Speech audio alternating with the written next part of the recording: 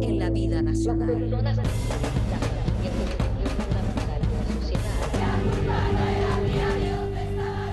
11 de septiembre.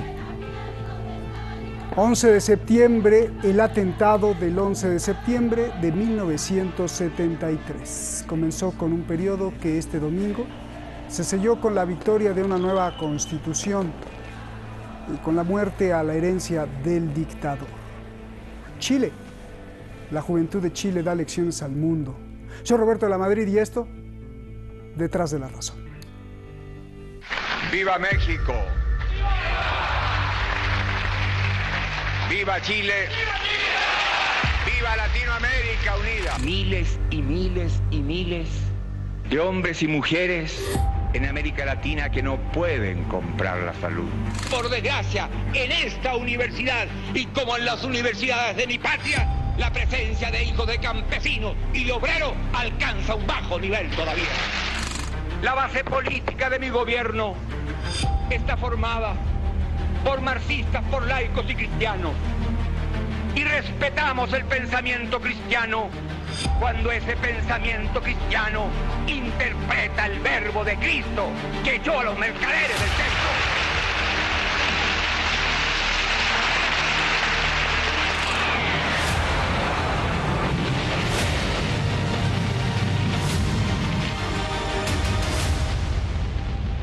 En 1980, el difunto dictador Augusto Pinochet promulgó la Constitución que hasta hoy sigue presente. Constitución que provocó que servicios básicos como la educación, la salud, se privatizaran con voracidad. Con el pretexto de un principio de democracia protegida, Pinochet prohibió las manifestaciones sociales, actividades sindicales. Toda la información estaba controlada. Para darse una idea, se prohibió incluso tiras cómicas como la argentina Mafalda.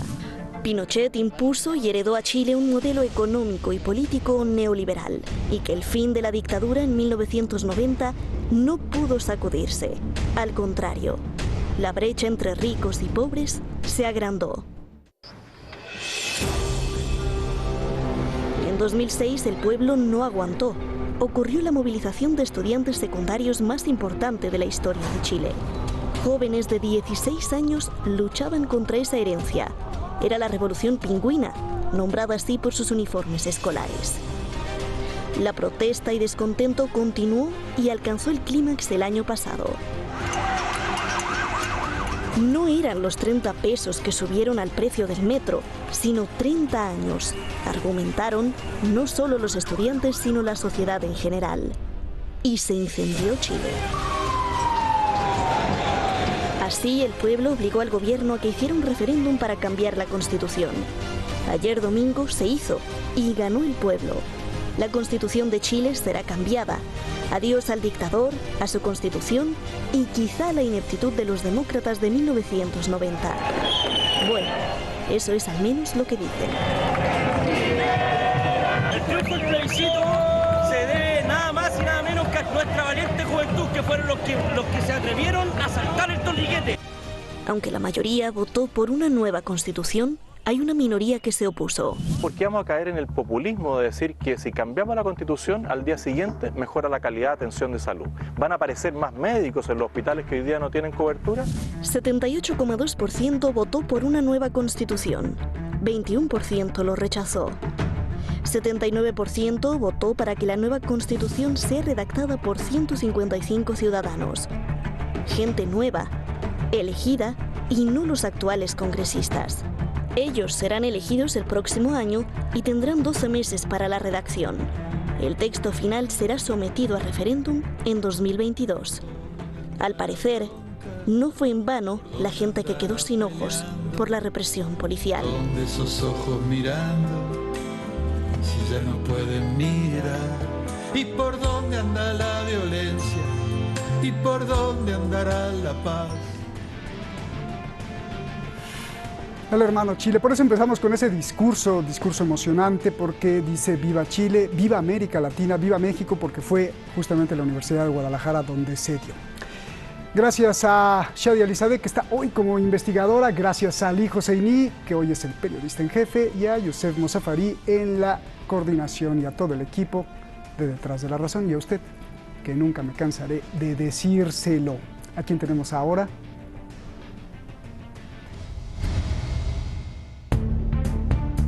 Por la Libertad, portavoz de Jóvenes por la Libertad en España, analista con muchos seguidores en Madrid, de profesión periodista, está aquí con nosotros. Muchas gracias y buenas noches, David Enguita. Y en Chile, invitado estrella porque, pues usted lo conoce perfectamente, escritor, periodista, conductor de radio, investigador, pero sobre todo valiente gladiador. ¿Se acuerda usted? Se lo llevaron los carabineros. Pablo Jofré Leal, muchísimas gracias. Qué gusto tenerte. Les ruego a los dos, por favor, respuestas muy cortas porque hay muchísimas preguntas. Pablo, comienzo contigo. 2 preguntas para empezar, Pablo. A ver, no solo para los chilenos, ¿por qué es importante este triunfo para los colombianos, mexicanos, hondureños, argentinos, para toda América Latina? Y la segunda pregunta que va ligada a esto, ¿cómo se ve este resultado desde Washington, desde Estados Unidos, desde Europa o desde España, por favor? Roberto, un placer volver a verte. Gracias. Un saludo también al invitado de España. ¿Por qué es importante para América Latina? Porque indudablemente se trata de un triunfo no solo abismal en la diferencia, ¿no? Casi un 80% a un 20%, donde la ciudadanía se ha expresado ampliamente por un cambio de aquella estructura política, estructura jurídica que hasta ahora ha regido Chile desde el año 1980. Estamos hablando de un marco legal que ha fundamentado en función de intereses políticos, económicos, sociales y culturales de la derecha chilena, y con ello la derecha latinoamericana que aprendió de Chile en función de haber sido el neoliberalismo en Chile una escuela muy importante para países como Colombia, como lo mencionabas, para Perú, para Argentina en su momento. Es importante para América Latina porque en definitiva se demuestra que es posible mediante la movilización social, mediante las reivindicaciones de la ciudadanía, mediante el aporte de la juventud, de las organizaciones, los movimientos, que es posible cambiar el status quo, que es posible dar un fundamento, una base firme, concreta, para aspirar y concretar cambios fundamentales. En este caso, el cambio de una constitución que hablaba de un Estado subsidiario para avanzar hacia una constitución que de verdad garantice los derechos fundamentales para el conjunto de la sociedad, sanitarios, de pensiones, educativos, en definitiva, un ejemplo para el resto de Latinoamérica. Fuimos ejemplo también negativo, ¿no?, en cuanto al fortalecimiento del neoliberalismo, pero estamos siendo también un ejemplo de que es posible cambiar. Y esto, mirado desde Washington, mirado desde el Grupo de Lima, mirado desde la OEA con Luis Almagro, indudablemente es una derrota, una bofetada. Decimos nosotros en Chile un charchazo, ¿no?, que es una bofetada dada en forma ejemplar para un gobierno como el norteamericano que se la jugó por el rechazo, para el Grupo de Lima, que en general ha apoyado en forma cómplice al gobierno chileno, incluyendo todos los testimonios, todos los informes respecto a violación a los derechos humanos, y una OEA con Luis Almagro que se ha dedicado en su mandato, en el primer mandato y al ser reelecto, en defender más bien a los gobiernos y al modelo neoliberal y no a los pueblos que buscan la satisfacción de los derechos de su ciudadanía. Así que un ejemplo para América Latina y una bofetada para todos aquellos que se dedican a desestabilizar nuestros pueblos y a generar más opresión y más injusticia. Bien, David, ¿cómo estás? Tú que estás allá en España, lo que vemos en Chile es el desprendimiento de los capitales, de la concepción colonizadora del capital imperialista de Estados Unidos y las corporaciones de Occidente, ¿o qué es lo que vemos desde tu ángulo? Y te lo pregunto porque, bueno, Pinochet también estuvo ligado a España, por favor.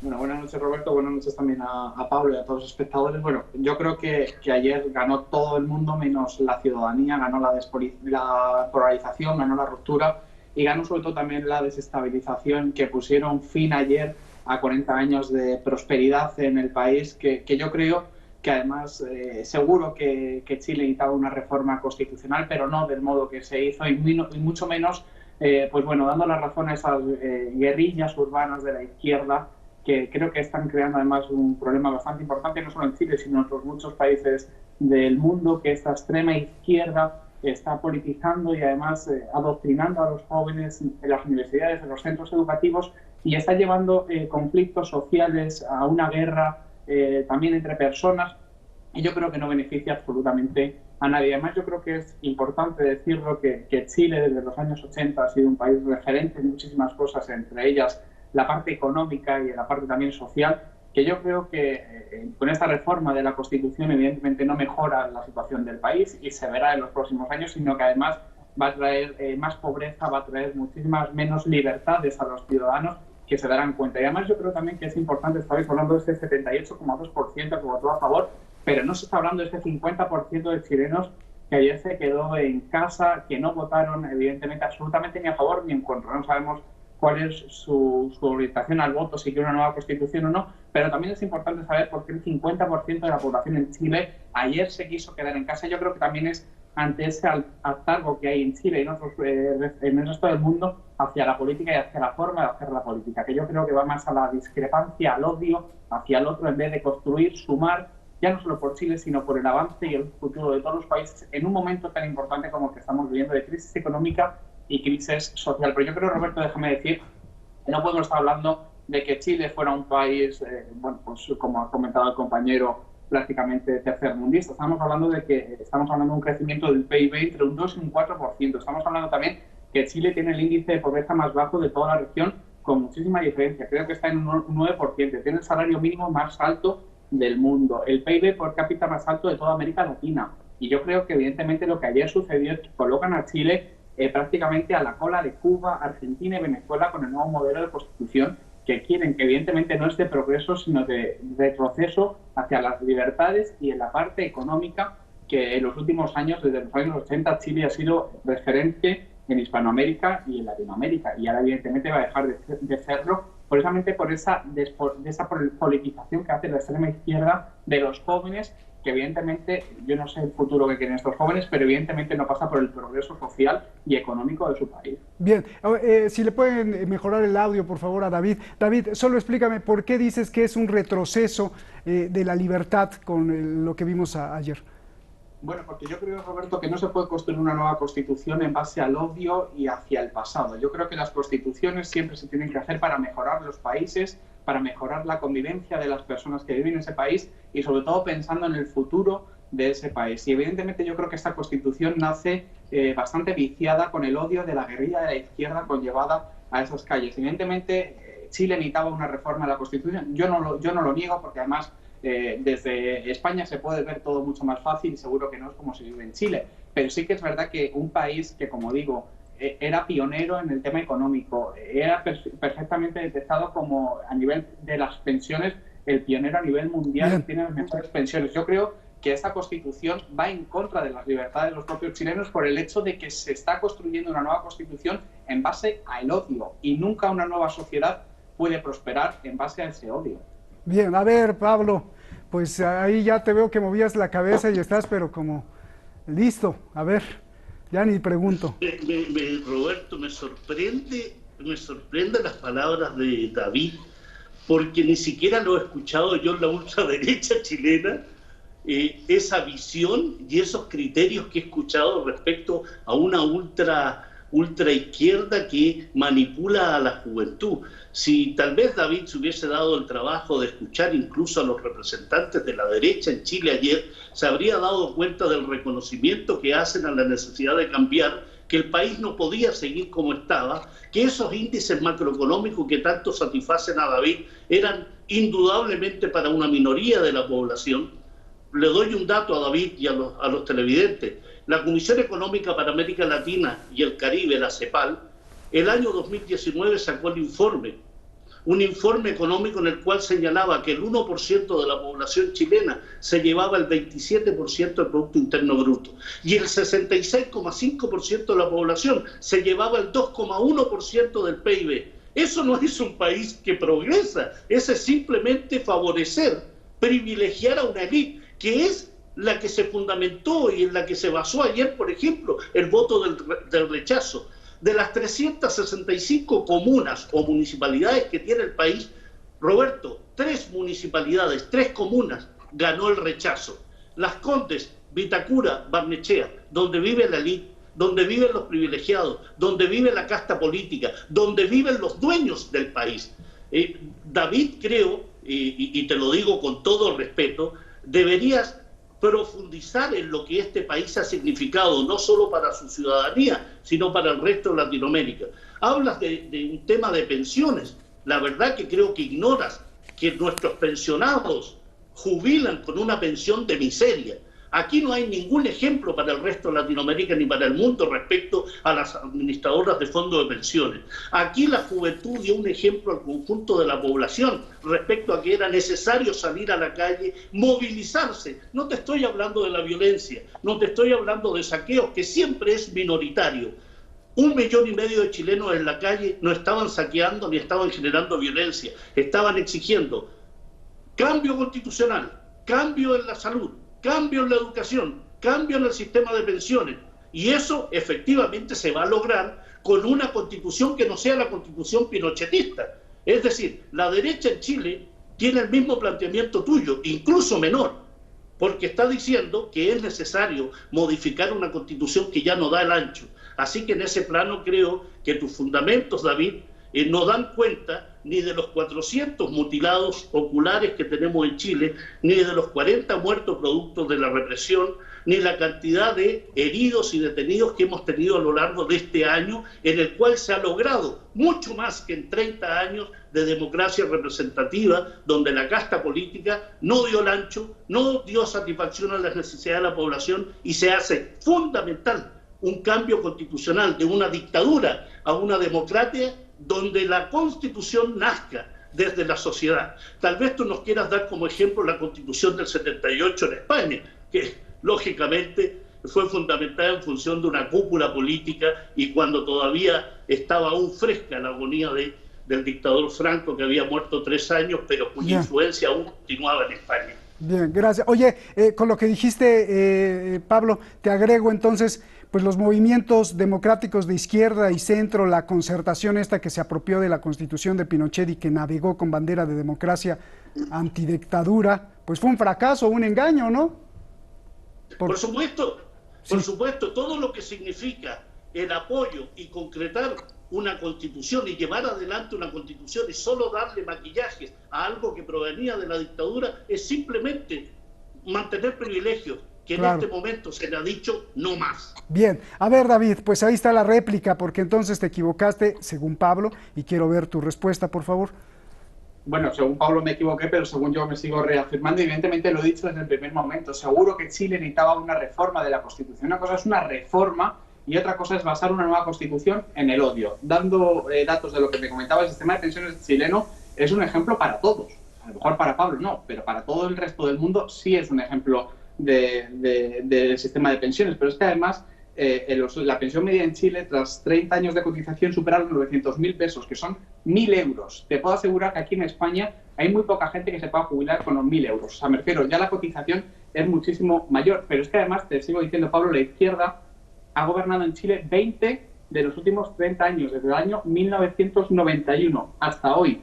Y no han tocado absolutamente en estos 20 años la Constitución ni el sistema de pensiones. Igual no estaría tan mal, Pablo, pero bueno, es cuestión de lo que dejo también ahí. Y además, volviendo a la Constitución, la reforma de la Constitución no era tema importante absolutamente para nadie en los últimos 3 años. Sí que es verdad que la extrema izquierda, y además yo no es cuestión de lo que diga ni la derecha ni la extrema derecha en Chile, yo te digo lo que yo pienso y lo que yo he visto y lo que he leído y lo que sigo a través también de los medios de comunicación. Esta agenda de la reforma de la Constitución se ha creado en base a fake news y sobre todo al odio en las redes sociales y a la violencia en las calles. Son grupos violentos y no son minorías, son mayoritariamente perfectamente organizados y que responden al manual de guerrilla, como decía antes, urbana de la izquierda. Pero es que además, tú me estabas hablando del tema económico, que el crecimiento anual del PIB sostenido no es entre un 2 y un 4%, yo sigo manteniendo que es entre un 2 y un 4%, pero es que el crecimiento que se quiere ahora con este suicidio en Chile, con la nueva Constitución, va a llevar a que el comunismo en todas partes del mundo es represión y es sobre todo pues una reputación equitativa de la miseria, y es lo que se quiere para Chile. Yo evidentemente estoy a favor de cualquier reforma, yo evidentemente estoy muy orgulloso de ser español y acatar la Constitución del 78, y también impongo, y además creo que es necesario, que haya medidas también en esa Constitución del 78, pero creo que todos los españoles estamos de acuerdo que el marco legal de la Constitución del 78 ha dado más prosperidad, progreso y sobre todo ha beneficiado prácticamente al resto de los españoles. Pero también para Chile quiere una reforma de la Constitución, pero una reforma que pase por el progreso, no por el odio. Y evidentemente esta nueva Constitución, lo siento mucho Pablo, no es lo mejor para Chile, ni será evidentemente para el resto de Hispanoamérica ni para Latinoamérica. Ya no hay mucho tiempo, David, solo dime un ejemplo de odio en esta nueva redacción de Constitución que se ve venir. Bueno, el odio parte, Roberto, de las propias calles. Evidentemente no puede haber una nueva democracia, como dice Pablo, si en las propias calles esa guerrilla de la izquierda quieren imponer una nueva constitución, un nuevo modelo. No se puede ir de esa dictadura a una nueva dictadura de la izquierda. Creo que toda democracia pasa por el consenso y la reforma. No se puede imponer las medidas con una nueva constitución a base de guerra y a base de odio, que es lo que está perdón, David, pero el 80% de los chilenos te estaría diciendo, no, pues somos el 80%, ¿no? Bueno, pero es que el 80% ayer no votó el 80%, Roberto. Es que se ha quedado un 50% de chilenos en su casa. Entonces, no se puede comparar ese 80%. El 80% no es la mayoría de Chile porque ha votado solo el 50% de chilenos y el otro 50% se ha quedado en su casa. Entonces, solo ese 80% del 50% ha decidido que Chile necesita una nueva constitución. Entonces, no creo que Chile necesite esa nueva constitución porque hay un 50% que no sabemos, que es la mitad de chilenos no quieren esa nueva constitución o no se sabe por qué no iba a votar, pero no la mayoría de chilenos la quiere. Eso es mentira. Déjame ir con Pablo. A ver, Pablo, pues ya se nos acabó el tiempo y ahí tienes que, pues, todo el tiempo para tu réplica. Y yo te quiero preguntar una cosa, ¿cuál es el grado de participación, el último dato que tú tienes de lo que pasó ayer? Y dos, entre 1973 y el día de hoy, pregunta Pablo, ¿hubo algún momento donde Chile estuviera bien o era mentira total que Chile era el mejor país de América Latina, como dice David, donde la clase media se había duplicado, donde la pobreza disminuyó del 38 al 8%, que Chile tenía el PIB per cápita más alto de América Latina? ¿Era mentira todo eso o hubo un momento en donde Chile sí tuvo esto y por qué se deterioró? Adelante. Te contesto la primera pregunta. Un 52% de participación. Ya se quisiera España un nivel de participación como esta. Ya se quisiera Estados Unidos un 52%. Ya se quisiera muchos países del mundo una participación donde casi 8 millones de chilenos, de 14 millones votaron. No hay excusa más usada por la derecha y la ultraderecha en Chile y en el mundo que apelar a la abstención para negar que una sociedad sale a la calle a exigir sus derechos. Y ha basado, David, gran parte de su exposición en lo mismo que critica, las fake news, ¿no? Porque él dice, el sistema de pensiones es de 900.000 pesos chilenos, unos 1.000 euros. Por favor, David, ¿eso de quién lo sacaste? De un defensor de la administradora de fondos de pensiones. El dato exacto son 280.000 pesos chilenos. Eso equivale más o menos a $400. Esas son las pensiones promedio en el país y te lo puedo dar con ejemplos de familiares de amigos, de abuelos y de tíos. Así que por favor no pongas cifras que son falsas. En otro plano, efectivamente los indicadores macroeconómicos en Chile eran ejemplares para el resto del modelo neoliberal latinoamericano, pero eso no es lo fundamental. Lo fundamental es que la población tenga derecho, oportunidad y acceso a la salud y a la educación. Chile tiene privatizadas sus aguas, aquí se paga el agua, aquí los dueños del agua son unos pocos, los dueños del mar y los recursos pesqueros son unas pocas familias.